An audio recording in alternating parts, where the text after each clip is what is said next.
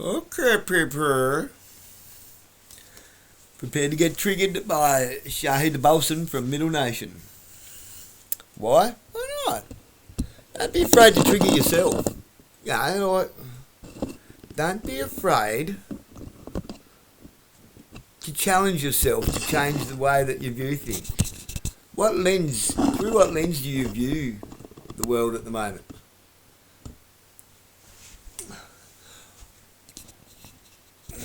I would hedge that you're viewing the world through a lens of hate, anger, them and us, tribalism, a tribalistic view of the world through cult-like religion, Zionism, whatever. What happened to just faith? If you can't question yourself, what right do you have to question anybody else? If you can't listen to another point of view, then yours is mute. Change. Instead of blaming everybody else, pointing the finger. When you're pointing the finger at somebody else, there's three pointing back at you on your own hand. Think about that. Think about that. Regulations about visitors and about tourists entering the United States, needing them to submit 5 years of their social media history, I think it is, and 10 years of their email addresses and so forth. Yeah, there's some things that need to be talked about with regards to this. I think some of it is obvious, and I think some of it is, deliberately covered up. Some of the ramifications of this are covered up, and they're covered up by the things that are obvious. So you need to know that sometimes this is actually the function of the obvious. You understand? They put the obvious things right in front of you. They put the obvious things right in front of you so that you never look any further, so that you never look behind, you never look beyond what is obvious. See, so you think that you're dealing with one thing and you're actually dealing with something else. There's something else with it. What I call pointing out the elephant in the room that everybody can see so nobody notices the sleep paralysis demon under your bed. Your own sleep paralysis demon under your own bed, even. Too busy being tribalistic, everybody's arguing over the elephant. That's really going on. The obvious thing is sometimes just a tactic for misdirection, so that while you're busy dealing with the obvious thing, that's how the thing that you don't notice is dealing with you. You understand? So let's start with the policy itself, so everyone is actually clear about what's going on. First of all, foreign visitors from 42 countries are going to be affected by this policy. It's those countries that have visa waiver upon entry to the United States. So basically all of Europe, including France, including Germany and the UK, Spain, Sweden, Switzerland, Italy, Belgium, and so on. Australia too, Japan also, Qatar, and even Israel, interestingly. So people from all of these countries and several others are going to have to submit their 5-year history on social media, every email address that they have used for the last 10 years, every IP address, every phone number that they've used in the last 5 years, the metadata from their photographs that they submit, the names of all their family members, and the phone numbers of their family members for the last 5 years, their addresses. You're going to have to submit your biometrics, including your face, including your fingerprints, including an iris scan, and a sample of your DNA. And you're going to have your picture taken on a government app that they'll use facial recognition software and put it in their database. Now, they said that this is going to be phased in. It's not going to be implemented all at once. But the social media history, that's supposed to start right away, which I think mostly, or most likely means that you're going to have to provide at least your usernames, all the usernames on all your accounts. But who knows? Maybe it also means your posts, maybe it also means your content. Anyway, once you give them the usernames, it doesn't really matter, because once you give them the usernames, they'll be able to access the content on that account. So of course, right, the thing that is getting all the attention is this issue, the social media issue, providing your social media history. That's what's getting all the attention, not the fact that most of this data that you're providing is the kind of thing that intelligence agencies wish that they could get without a warrant. They wish they could get that information without a warrant. No one's talking about the fact that this policy means that they can collect all of that information without coercion. All they have to do is make it a trade-off to entry. Literally getting people to voluntarily hand over to the U.S. government what the U.S. government, data that the U.S. government would not be legally allowed to get without a court order. You understand? They wouldn't be able to get it without reasonable cause, without reasonable suspicion. Not to mention their own governments wouldn't be able to get it. But the issue that everyone is talking about is the, free speech issue. I won't be able to enter the United States. I won't be allowed in America if I've ever said anything online against Trump, or if I've ever said anything online against America or Israel or capitalism or what have you. If I ever said Allahu Akbar online, then I'm going to be banned from entering the U.S. If I've ever said anything that the ultra-nationalist right wing might deem anti-American. So it becomes potentially a prompt for self-censorship. Okay, this is among the obvious things. That's what I mean. The obvious things are the things that the people are generally going to talk about. And that usually means, or that often means, that that's why the obvious things are there in the first place. So that those will be the things that you talk about. Like, okay, what are the obvious things about this policy? The obvious ramifications of this policy. Self-censorship, on the one hand, and on the other hand, for anyone who does not accept to, muzzle themselves online just so that they can get inside the United States, well, obviously it will potentially mean a drastic decrease in tourism to the United States. It also means the normalization of sort of ideological compliance as a condition for entering the United States, and by extension, anywhere else, insofar as this is going to create a precedent that other countries might follow. And like I say, it's a normalization of this whole approach, or using this as a criteria. And by ideology, it means a particularly partisan interpretation of the ideology. Meaning, in this particular case, you have to be a right-wing American ultra-nationalist no matter where you come from. Even if you come from Latvia, you have to be an ultra-nationalist American patriot. An American patriot, or whatever partisan ideology is espoused by any particular state that might choose to adopt this sort of a policy, because, as I say, it's becoming a precedent. So the result of that is going to be intensified American isolation, generally a promotion of that kind of paranoid nationalism globally, which is always going to be a precursor to political persecution against anyone who holds ideas and who holds perspectives that are not sanctioned by power, that are not sanctioned by the state. Basically dissent. This is intertwined with political persecution, this policy. And that's obvious. Another obvious thing about it is the sort of slippery slope aspect of it. In other words, this has been applied now to tourists from the visa waiver countries, but then it will be required on every visa application from every country around the world. Then you can see that maybe it's going to be required to renew your green card if you're in America. It's going to be required on your citizenship application.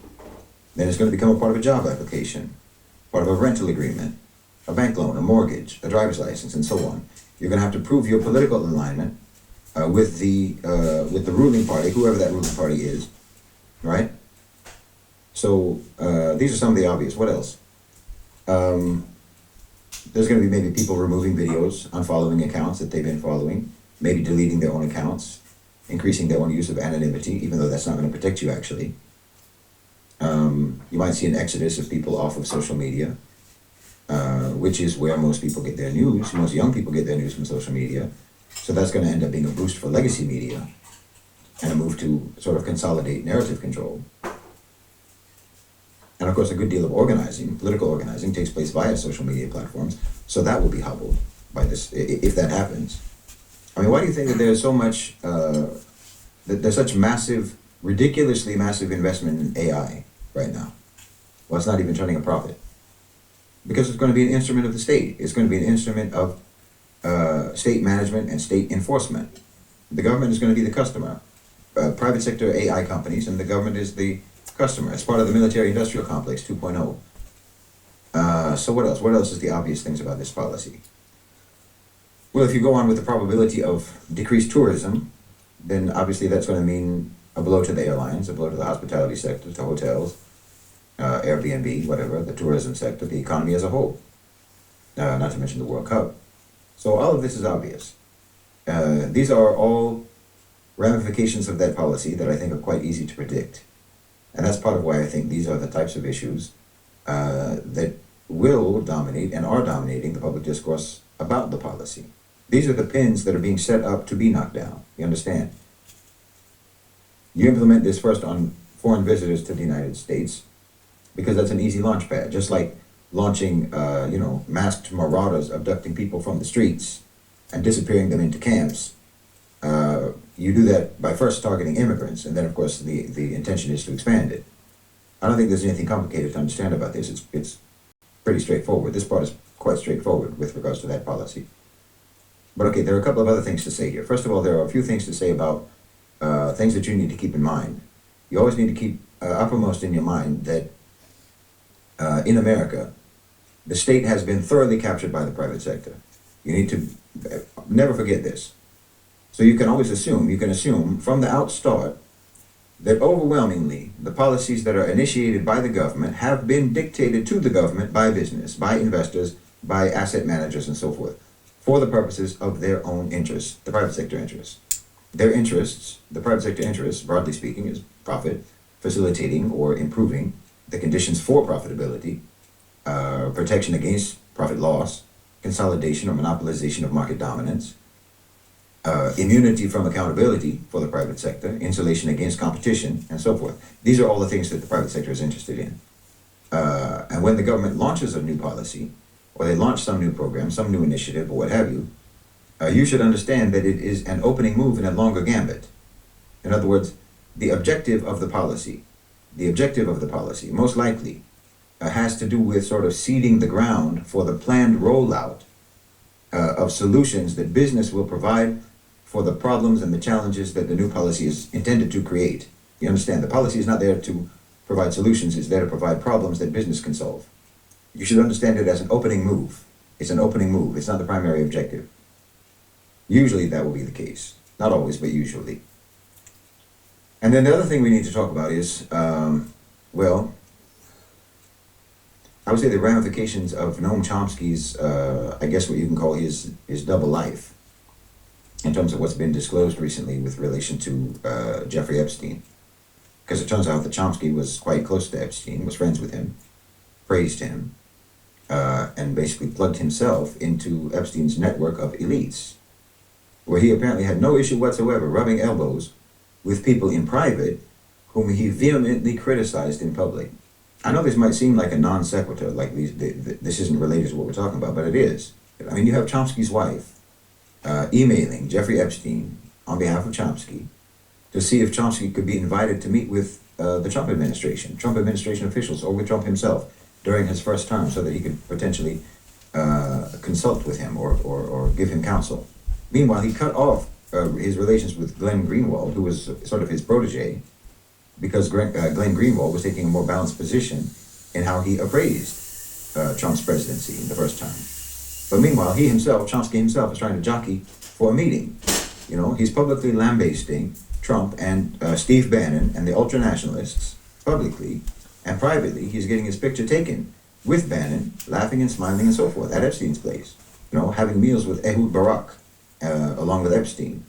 Now it would be different if Chomsky was a journalist, or if he had some sort of state position, he was an official, where he has to, as part of his job, to meet with people that he agrees with and disagrees with friends and foes alike, because either he's doing investigations, or he's doing some sort of diplomatic work, so, you have to meet with all different kinds of people. But that's not the case with Chomsky, right? Officially, Chomsky is supposedly the quintessential American dissident, the quintessential radical intellectual, the anarchist, the voice of the leftist conscience, and so on. He was literally condemning the ideologies, condemning the tactics, condemning the agendas, condemning the systems, and condemning the people that he was himself actively embedding himself with. Which makes it appear, anyway, that Chomsky was not, in fact, a dissenter, was not, in fact, an opponent of the system, but an instrument of the system. And that, in fact, his function was to train people to be dissidents and to be in the opposition, in a sort of opposition that stayed within the allowable boundaries. You understand? So for anyone who was influenced by his political work, by his writings, by his books, by his talks, and so forth, or who was influenced by those who were influenced by him, because he gave birth to literally generations of leftists, of activists, so-called intellectuals, and so forth, who were basically resellers of his narrative about the U.S. and about the power structure and so forth. So you're going to have to reevaluate all of that. You have to reevaluate all of that. You have to reevaluate, you have to re-examine it, You have to re-examine his work through the lens of him being an asset of power, not an enemy of power, an asset of power. And when you do that, I think you will see that, yes, very much, a great deal of Chomsky's work is actually just a camouflage way of inflating American power and inflating American capabilities. And the truth of the matter is that the most common emotional reaction to his work has always been a sense of hopelessness, a sense of helplessness. That's what he inspires in his readers. Because Chomsky will always tell you what the empire is doing, what the power structure is doing. He'll always deconstruct the propaganda and so forth to tell you what their real motives are and so on. He does all of that. And it turns out that he knows all of this because he's sitting at the table with them. He's sitting at the table with them the whole time. Sitting at the table of the elites the whole time. I mean, the first clue is that he worked at MIT, which is completely integrated into the Pentagon. It's part of the military-industrial complex. And then the next clue, of course, is that all the censorship and all the narrative control that he talks about, all of that has apparently never been used against him, right? He doesn't stop getting books published. And on the backs of all of his books, it always trumpets this claim that Noam Chomsky is the most cited academic in the English language. He was never silenced. Chomsky was never silenced. Even his absence from mainstream media has been, by his own admission, has been mostly by his own choice because he dislikes the short form format. He doesn't want to, he doesn't like the soundbite culture of mainstream media. But no, Chomsky has not been marginalized, not at all. He was hobnobbing with the elite throughout his career.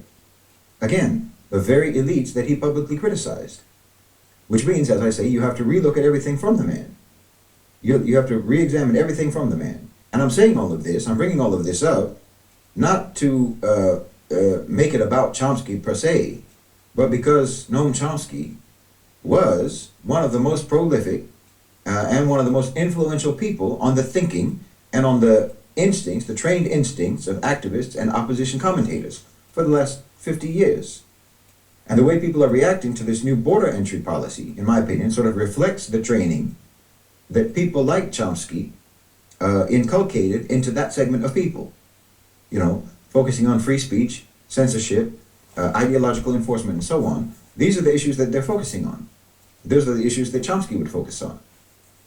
Like I said, focusing on the obvious things. Chomsky's school of thought trained people to react to the obvious things. Not just the obvious things, but the things that are connected to, say, America's moral mythology. Democracy, liberalism, freedom, protest, what have you. Due process, rule of law, etc., etc.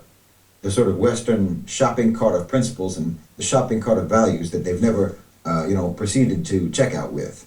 And of course, these are all the exact same principles, the exact same values that are used to justify the things that Chomsky criticized. You understand? So the ones he attacked called on the principles, those same principles, and he attacked them by calling on those principles. Both sides are pretending that they believe in these things purely for the purpose of managing the people who believe in these things, who actually believe in these things. So the one he's criticizing on the basis of these values, and the one he's criticizing is justifying their actions on the basis of those same values. So like I said, you're supposed to be worried, right, about defending your right to post your opinions on social media without being punished, or without being stigmatized, or without being denied entry to this or that country, in this case the United States, but again, it will probably spread. See, so you're supposed to only see the aspect of this that's like the criminalization of speech, that aspect of this policy. Never mind that it's converting the border of a country basically into a data intake pipeline. The policy is just the front-end justification for making your whole identity, your whole life, nothing but a data set to be input into a system that creates a whole social graph. A whole social graph around you to be analyzed, to be manipulated, to be controlled, and to be interpreted in all sorts of ways, whatever ways they want. They can infer about you and about your acquaintances, whatever they want. Once they've got all that data, you don't know what they're going to do with it. You know how they talk about the so-called social credit system that's supposedly in China, even though no Chinese person has ever heard of it? America is endlessly talking about the Chinese social credit system. Well, this is the system that they're building. They're the ones who are building that. And it's going to be controlled by the private sector. And we don't have to guess whether or not this ecosystem already exists. It exists. In 2025, ICE expanded their work with Palantir through a contract that it calls, I think, Immigration OS, operating system, that's intended to fuse data and track immigration enforcement workflows end to end. So they're using immigration enforcement to expand the reliance of the state or by the state on data analytics and social media surveillance capacity. So when I say that the US state, the American state, is captured by the private sector, this is exactly what that looks like in practice. Policy that is justified as on the basis of national security, but it's designed in a way that makes private data fusion more indispensable, which means it's just for the interests of the private sector. The policy doesn't just use those systems, it creates a demand for those systems, you understand? For the same reasons that I just mentioned. For profit, for creating conditions for profitability, for market share, and so on. For protection against retaliation by the public. Because the state is the security subcontractor to enforce compliance. Private sector subjugation of the population, that's what this is. And this is completely connected to the dividing up of the world into spheres of influence that I've talked about so many times, with the Western Hemisphere, America, Central, South America, and Europe being assigned to the United States, or more accurately being assigned to the nationalistic OCGFC, making basically, as I say, America itself, Central and South America, and Europe, at least Atlantic Europe, Western and Central Europe, being the sort of designated dominion of that faction of power, that faction of the OCGFC. It's theirs to subjugate and exploit. Like, okay, go back and look at the Miron report. The Miron report from about a year ago. It was in November 2024. It was called something like a user's guide to restructuring the global economy, or restructuring the global trading system, or something like this. Stephen Miron. The idea was, Miron's idea was, that the U.S. should treat the dollar system along with the U.S. security umbrella system as a single package that could be conditionalized and weaponized, right? This is what we see Trump doing. Now, he explicitly frames it as burden sharing. But burden sharing is just a face-saving code word for withdrawing. America's withdrawing. In other words, make other states pay more for access to the reserve system and to the security system, the defense umbrella, and so forth, intertwining trade policy with security policy. Basically turning the defense policy or the security policy, whatever, into a subscription service. And it's a scam. And so it's a setup. It's a setup. Because obviously these are the two things that enabled Europe's modern prosperity. Europe has depended upon this. You've been getting it for free, okay? So now what you have been getting for free, now you're going to have to pay for it. Now you have to subscribe. And we know that you don't have the money for that. So what are you going to do for me? Right? You can't pay for it. So what are you going to do for me? It's a complete scam. It's a complete scam because the real reason that they're doing it is because they are desperate themselves. America, the U.S., they're desperate themselves. They don't have the money either. That's why they're withdrawing. They can't sustain it. But they're framing it as conditionalizing the relationship in order to save face and in order to secure the deal. So Miron says that the U.S. needs to have a coordinated currency arrangement, like a modern day or a 2.0 version of the Plaza Accord. And that's only going to work with the partners who have dollars to sell. If you're not familiar with the Plaza Accord, it's basically back in 1985. The U.S. dollar was jacked up really high. It was too high for them, and it was choking U.S. industry. It was too valuable. So the U.S. got the G5. It was the G5 back then, not the G7 or the G20. They got them all into a room and got them to agree to push the dollar down in an orderly way so that America could sell more abroad, could export more and import less.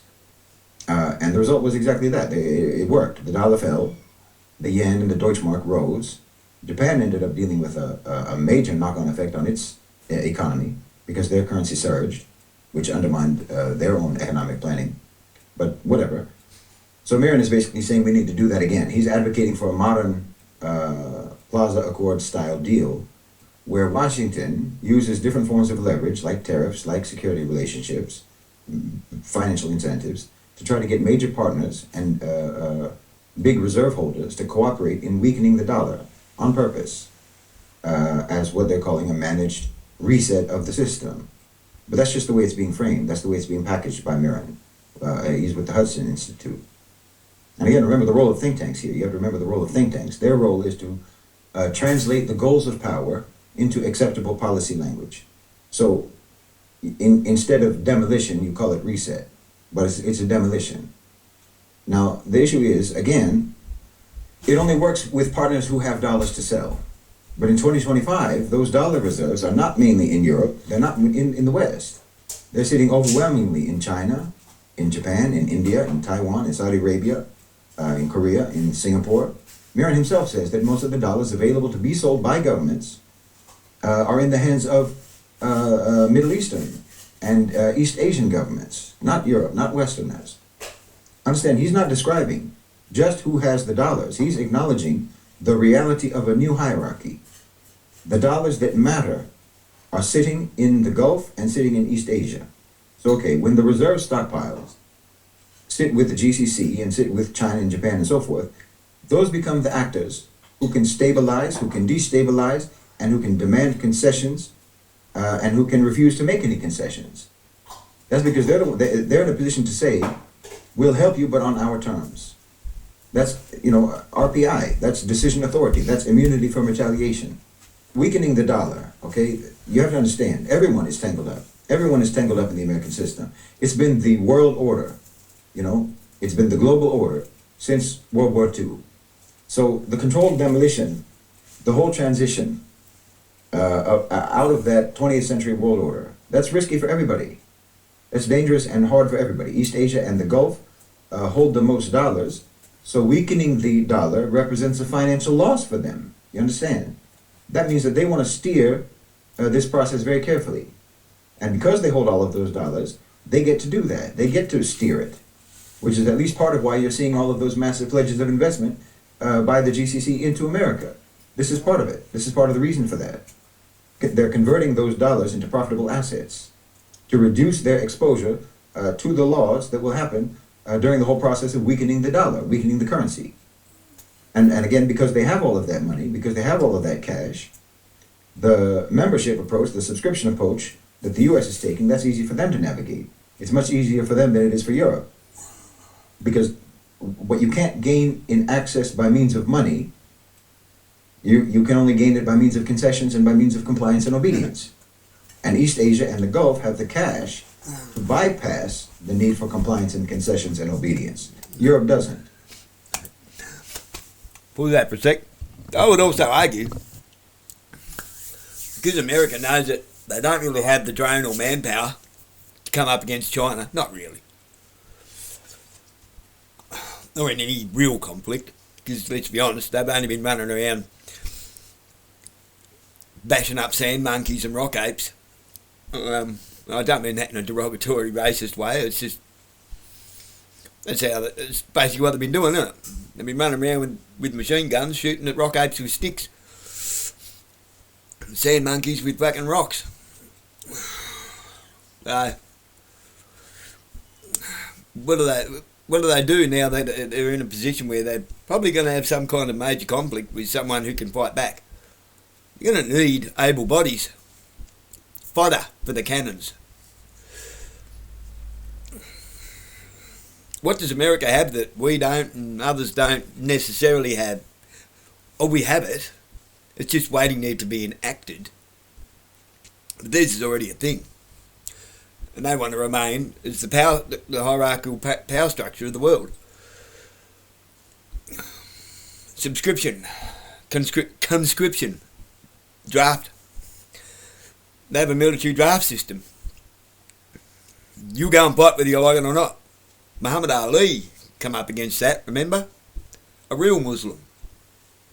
Not the Muslims that you think are a Muslim. When they're not Muslims, they're just extreme people that have been radicalised.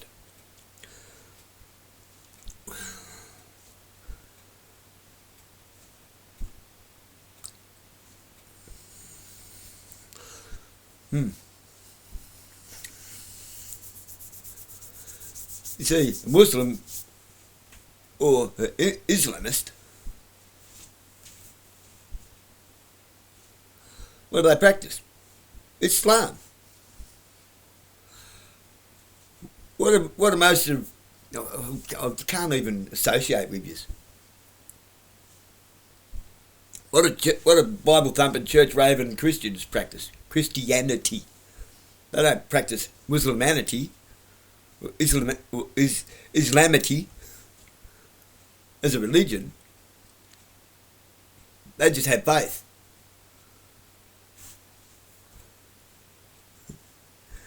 There's a difference in the language.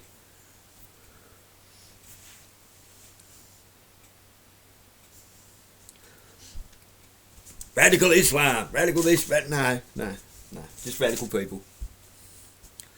Just radicalised people. I mean, Dave Chappelle, I like that joke of his. When they're trying to say that Charlie Kirk was modern day Martin Luther King.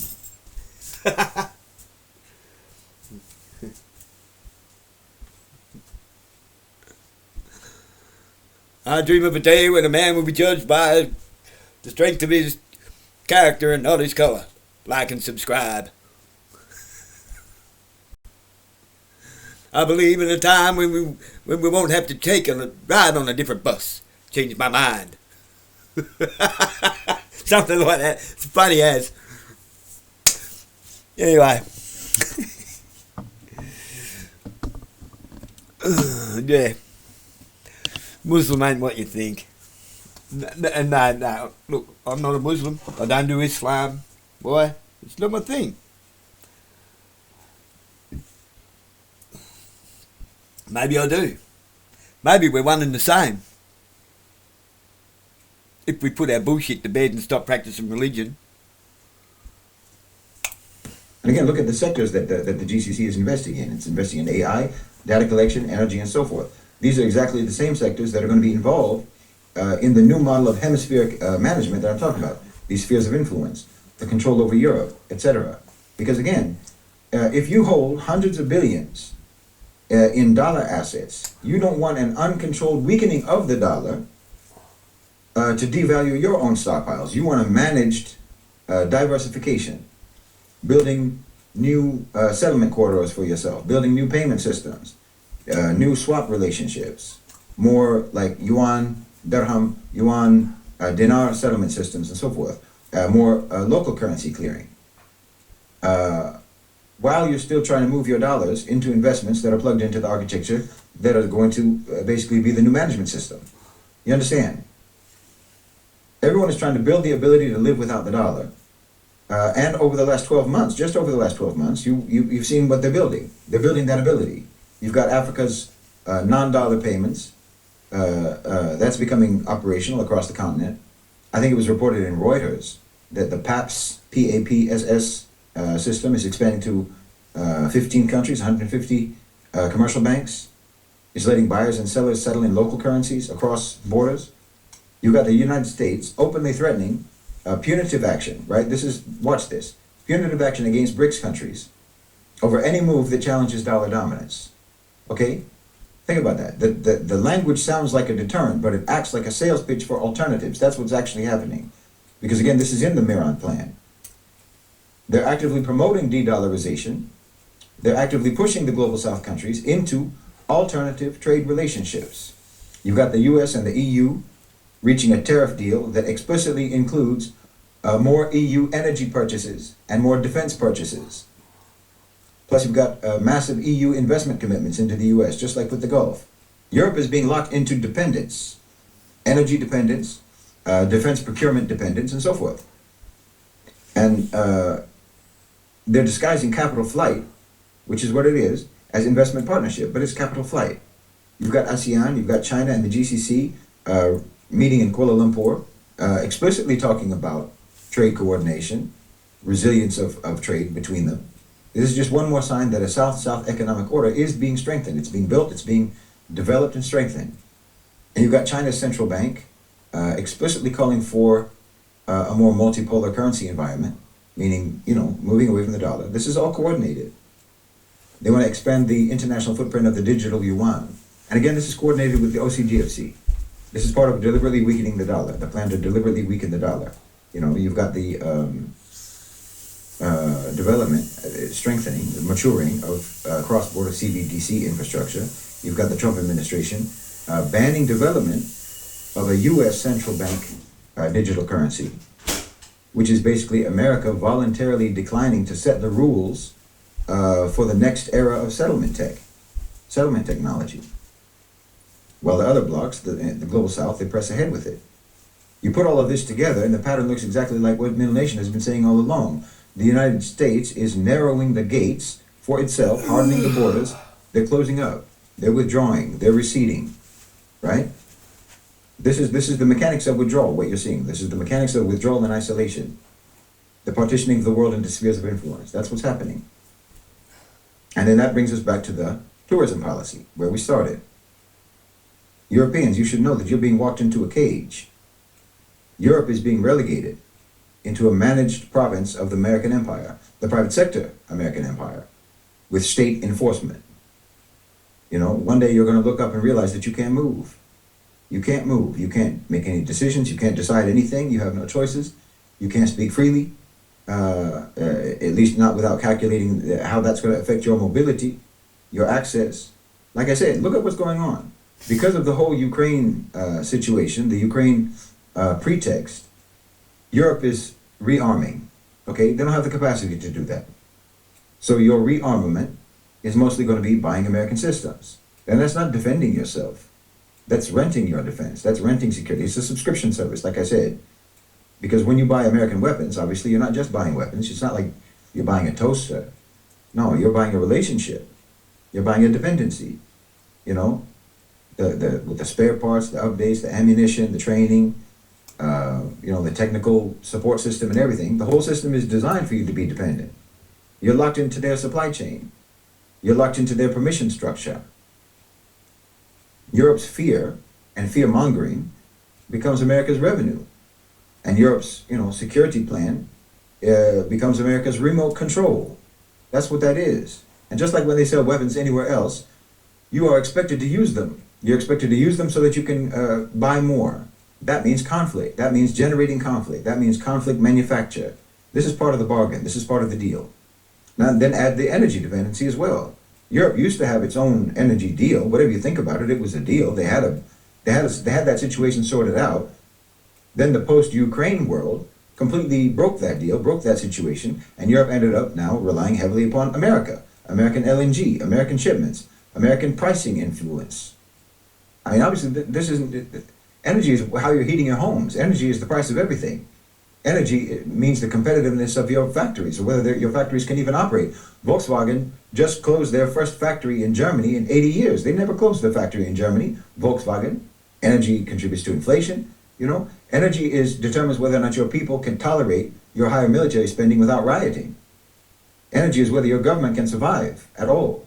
So when your energy lifeline is coming from a power that sees your country as a territory to manage, you're not sovereign anymore. You're not sovereign. You're supervised. And then, like I say, there's the Mirren plan, the plan to weaken the dollar, the plan of so-called burden sharing, reframing withdrawal as burden sharing. Europe is asked to spend more on defense, pay more for energy, maintain alignment ideologically with Washington, absorb economic shocks, no matter what, without holding the bargaining chips that the big reserve holders have, like China, like East Asia, and the Gulf. So Europe can't negotiate. They're stuck. They can't negotiate. They can only surrender. Then you have this new border entry policy. Like I say, you have to hand over your personal data to America's database, giving Palantir more information about the population of Europe than Europe's own intelligence agencies have. You understand? That translates to the American nationalistic OCGFC basically becoming the overseers of Europe. They have everything in their hands. And your governments and your intelligence agencies are going to be their subcontractors. So you put it all together, Europe buys American weapons, that locks them into dependence, and it guarantees conflict. Europe buys American energy, which locks them into economic vulnerability, energy dependence. Europe doesn't have the reserve leverage that they have in the Gulf or China and so forth, so it has to concede. They concede more and negotiate less. Europe accepts U.S. mobility rules, so Washington can gain a quiet lever over Europe's elites, over their industries, over their culture. Europe hands over very invasive personal data about their own citizens. The OCGFC now knows everything about you. They know everything about you. And they're normalizing a system that can grant or deny you access to anything and everything based upon your compliance and based upon your subservience. That's how domination works in the modern era, in the modern world. Meanwhile, BRICS and the GCC, they're building a global South order. that's going to be able to exist and is going to be able to thrive outside the American system. Like I said, they sit on huge pools of capital. They sit on strategic geography. They sit on energy. They sit on the resources. They have options. But Europe is becoming irrelevant. It's becoming irrelevant, but it's also becoming expensive. It's becoming very paradoxically expensive and irrelevant. It's becoming obedient, and it's going to be permanently controlled. That's the future. That's the future for you if you're in Europe. And yes, it's also the same for Americans. It's not different for Americans. The U.S., Europe, and unfortunately Central and South America, like I said, the Western Hemisphere, the European continent and the Western Hemisphere, all the way down, are going to be the dominion of the nationalistic OCGFC. And the new border entry requirements that we're talking about, that just reflects this whole trend. It reflects the whole trajectory that we've been talking about. I mean, if you look at this in isolation, if you look at that policy in isolation, it's like trying to react to a single individual snowflake inside of an avalanche. It's like talking about a single raindrop in a torrential downpour. That's why when I talk about geopolitics, I'm basically telling you what the weather's going to be. That's what I'm doing. I'm basically telling you it's going to rain. I'm not telling you this drop is going to land here and that drop is going to land there. It's going to rain. Khalas. This is what you need to know. So when the raindrops start falling, when the raindrops start landing, you won't be surprised. And when that happens, when they start landing, you don't need to ask me, what does this particular raindrop mean, or what have you. That's what it's like when you look at the border entry requirement in isolation. When you look at any of these things in isolation, and then you react to it as if it is not a component of a much larger, much longer term, much more comprehensive gambit that's taking place. A gambit that is also taking place within an irreversible global trend, an irreversible global trajectory. When you put it in context, yes, all of those obvious things that we talked about are true. The censorship, the ideological enforcement, the normalization of basically a social credit system. There's going to be a trial test is on tourists, but obviously the intention of it is to use it for the domestic population. The obvious thing about the walling off of America, the isolation, all of the obvious stuff is true, yes, but the policy is not the why. The why is because this is how the West is going to look post-global transition. The transition is the why behind the policy. I hope you understand me. You can protest the policy all you want, but you're just protesting a raindrop in a downpour if you do that. And if that's your strategy, you're going to drown in the flood. Now, you know, I mentioned that Chomsky's approach almost universally inculcated a sense of hopelessness and a sense of helplessness in people. So let me just clarify, because I know that what I'm saying might sound like I'm saying that things are hopeless, because I'm saying that this transition is happening, that there's nothing that can be done to stop it from happening. I'm saying that the trend and the trajectory are irreversible. I'm saying that you cannot do anything about that global shift, and that's true. You can't do anything about that. But that's not the same thing as saying that things are hopeless, and it's not the same thing as saying that you're helpless. First of all, with regards to hopelessness, you have to understand that for most of the world, this is the most hopeful era that we have experienced in centuries. Wallahi. The West, and America specifically, receding and withdrawing from global power is something that generations upon generations upon generations of people have prayed for. Most of the world is finally feeling optimistic for the first time in anyone's memory. So consider that. Secondly, with regards to hope, what most Americans define as hopeful is actually the ability to maintain the plausibility of their delusions about America's great noble values being actualized for them. When the truth of the matter is that those so-called noble values were never actualized, neither at home nor abroad. That never happened. Your system did not get corrupted. It has always been a corrupt system that originated in a corrupt culture. You have always viciously policed speech, policed thought and ideology. So I'm telling you, there's no hope when you frame your struggle as a struggle in which you have to defend what you never had, where you have to correct a system that has never been right in the first place, when you have to preserve what never existed, to fight for values that you don't understand, that you don't even understand, comprehend, much less believe in, much less have internalized as a nation. You see, they want to get you all riled up to fight for your freedom, to defend your democracy, to protect your free speech and so on, as if you have any of those things to begin with. You don't have those things, you never did. They got you thinking that you're defending your castle, meanwhile you don't have a castle. you know, thinking that you're protecting your home when you're homeless. It's a mirage. It's a phantom battle. And the whole point, in my opinion, the whole point is to keep you in that state of hallucination. They want to keep you speaking in the language of morals and values, while the power structure operates in the language of money. They want to keep your head in the clouds while they create facts on the ground. So you will see, for example, a Chomsky telling you all about the nefarious things that the power structure is doing, and telling you about how outmatched you are, how outmanned you are. And whenever anyone would ask Chomsky what they're supposed to do about it, his answer was usually just, well, organize.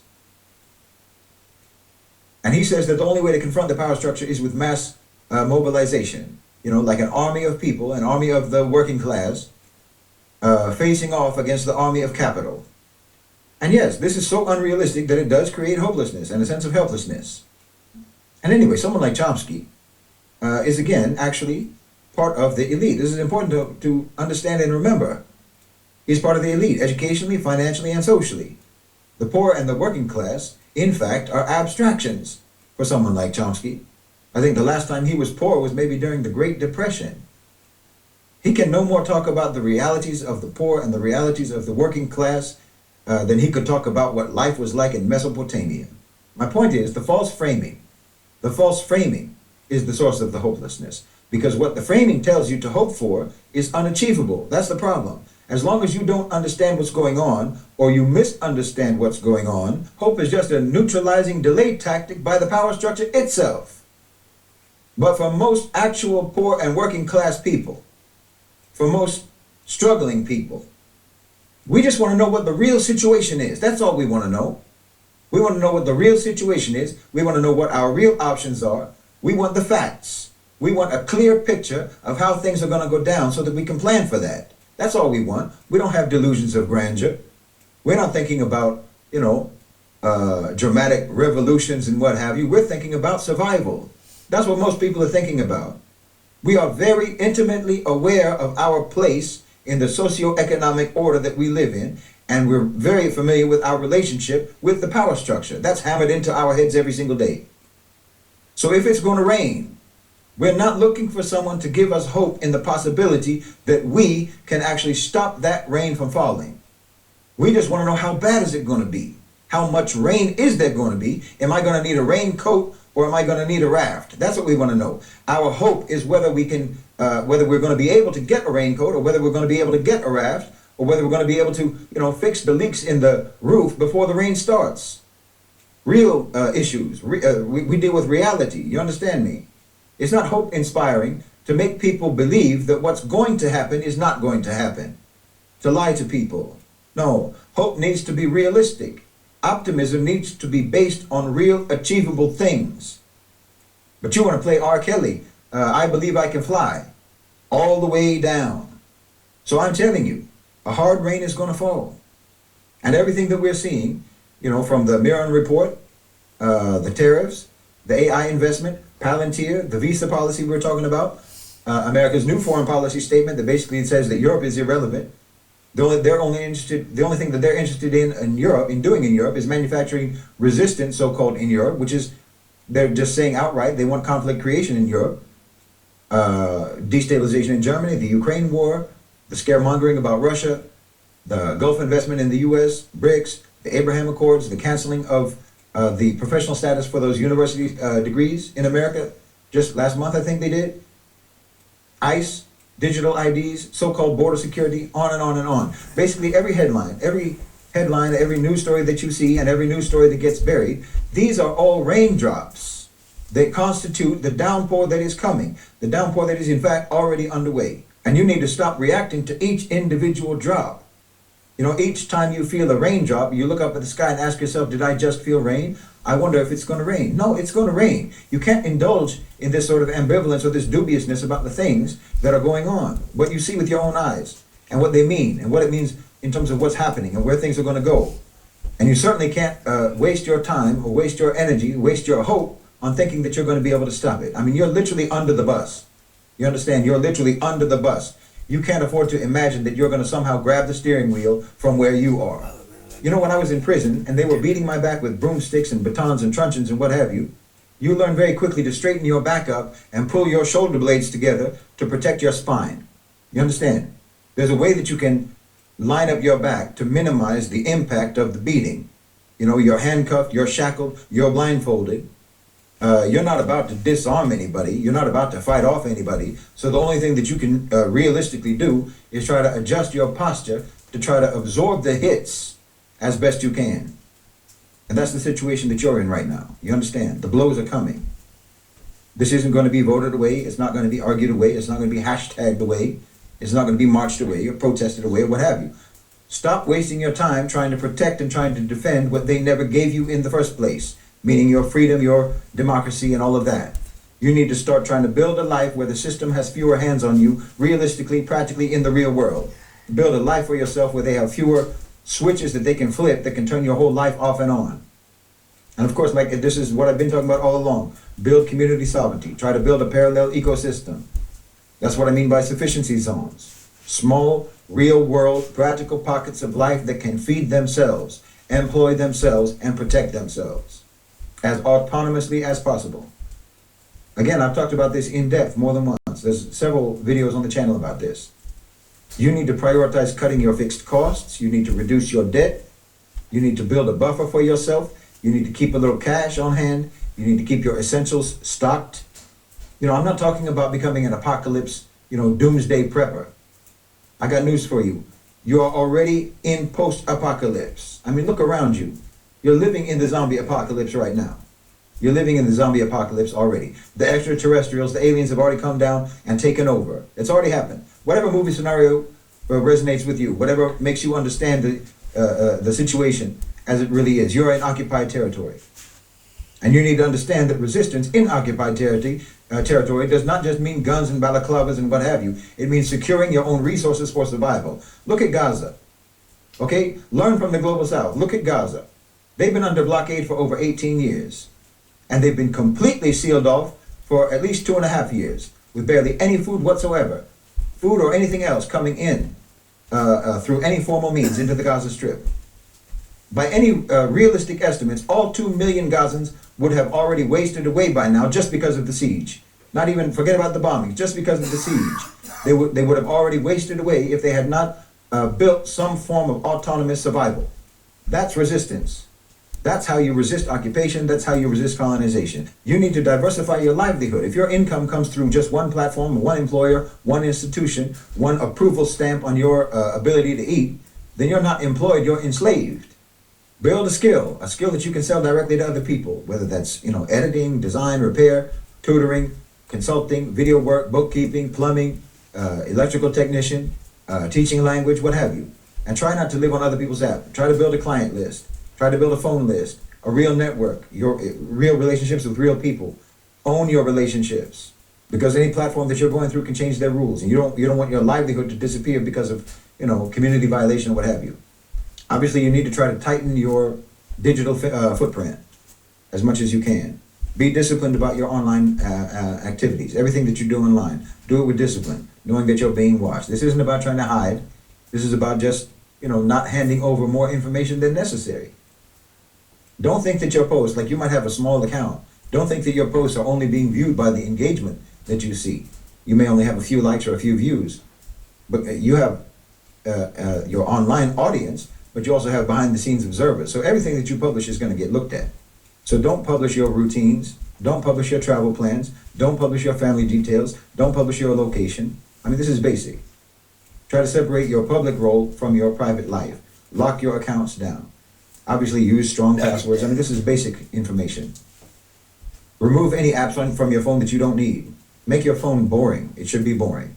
I'm not talking about the mindset of beating the system. I'm just saying act like you know the system exists.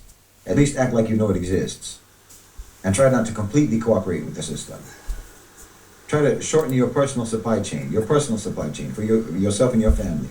If your food and groceries come from like 5 corporations and 2 logistics hubs, you're trapped. Try to buy more local as much as you can. Try to know your grocer. Get to know some farmers. Know the guy who fixes things. Learn basic cooking. Learn basic preservation of spoilable goods. if you don't know these things already. And understand that your health, your actual physical health, that's part of your sovereignty. An exhausted person becomes an obedient person, not to mention the fact that if you're sickly, then you're going to be completely swallowed by the system. So try to take care of your health. Try to sleep enough. Try to walk. Try to lift. Try to, eat real food as much as you can. Just try to be healthy. Reduce your exposure to constant overstimulation through your phone, through your devices. Because when people are anxious and stressed and overstimulated, they get, as I say, anxious, they get unhealthy, and they will accept anything that promises them comfort. And that's how they get you. Also try to get good at paperwork. I know no one likes it, but it's a survival skill. If your paperwork is messy, that's a self-inflicted wound.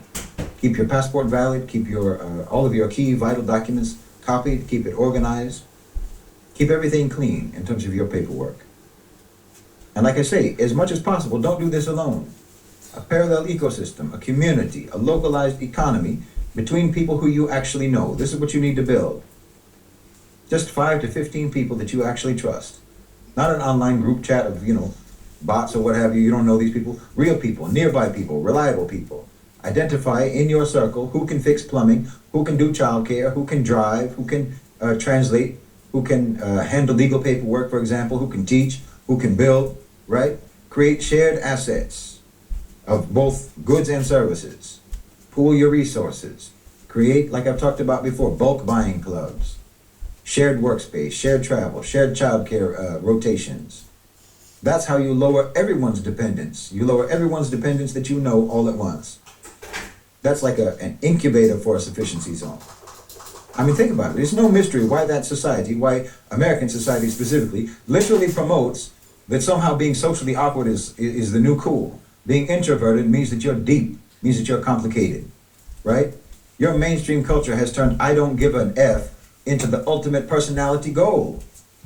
Like being antisocial, being indifferent, and being hostile are supposed to be aspirational traits. Because the last thing that they want is for people to actually build community. They don't want people to get along with each other because they don't want people having any solidarity. So they've made you think that being an insufferable jerk is admirable. The power structure doesn't want you to become a community that can actually feed itself, a community that can actually support itself and make decisions for itself with autonomy, because that's sovereignty. They don't want you to have that. And in order to achieve that, you have to actually have some people skills. You have to get along with people. You can't be an insufferable jerk who doesn't give an F.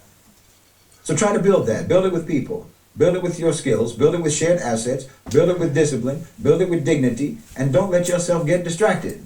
You have to recognize that your system is the way it is because your culture is the way it is. And then the system that the culture made reinforces and intensifies and exploits all of the negative aspects of your culture. So if you can build your own community ecosystem, your own sort of parallel system, community, then you can create your own microculture within that community. Just like maybe you have some small group of friends, you have a small friend group, and you're all on the same page about most things, but you never build that coherence into an ecosystem. You don't scale it. You don't institutionalize it. So you're just basically, each of you are just like sort of floating on the currents of the flood, hanging on to debris instead of building a raft, instead of coming together and building a raft. And I'm saying that this means that you are not taking your own circumstances seriously. You're not taking your own life seriously. You're not taking it seriously what's coming to you. And you can't afford to do that at this point. I'm telling you, the rain is falling. And it's not going to lighten up. It's only going to rain harder.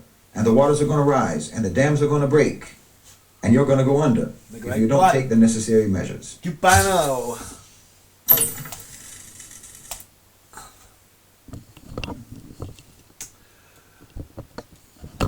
Periscope down.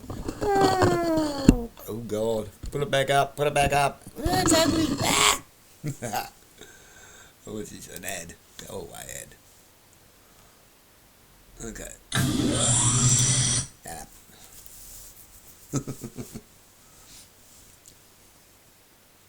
What have I been telling you?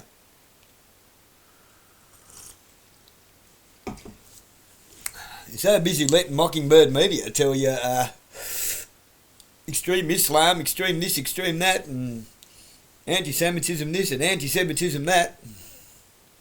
Do you even know who the Semites are? Probably not. It's not who you think it is.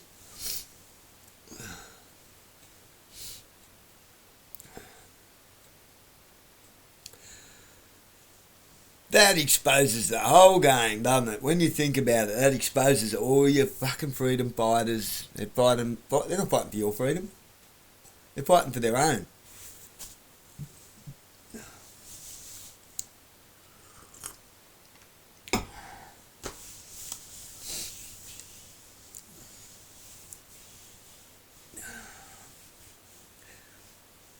You were seeing another video that I'm going to do where I've got the Australian Governor General and some member of the Department of DOJ in America both wearing identical necklaces, and they look like choker chains, like a human's version of a dog's choker chain. It's definitely stainless steel, it's nothing pretty. Rick Bosey says about, he pointed out the choker chain. Well, geez, I found the other one. Identical. Yeah, these people are captured. Aren't captured. I got the funny feeling that our Governor General wants to do the right thing. I'm starting to wonder that. But can't. She's not compromised, she's captured. That's what I'm starting to think. Just be aware that the hand you hold is a hand that's probably holding you down.